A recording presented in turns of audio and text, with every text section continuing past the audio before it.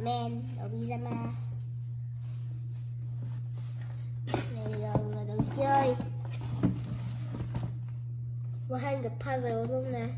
Bao nhiêu nè. This is a 1000 piece puzzles. Let's open it.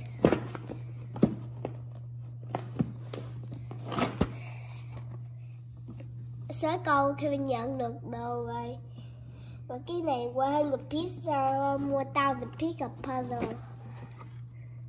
Nè, 1000 nè. Nó có bảo hình cho mình dát hay viết theo nữa nè. Làm theo nữa nè. Không thôi bạn cũng bỏ cái này lên rồi. Cũng nhìn cái này thôi. Còn cái này để cái này nè, thành ra che hết trơn. Thành ra puzzle này nè. Như đây tôi gác nổi không? Nhiều quá. Nhiều quá tôi đừng gác không tôi. Cái này 1000 puzzle luôn đó nè, 1000 luôn nè. Rồi cái này cũng luôn nè. Mà hiệu 1000 puzzle luôn. Tôi học không? Làm open it. You see.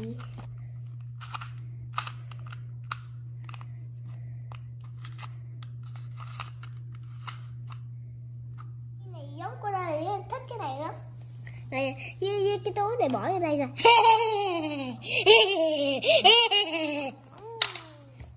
Đây này có cái, thêm có cái.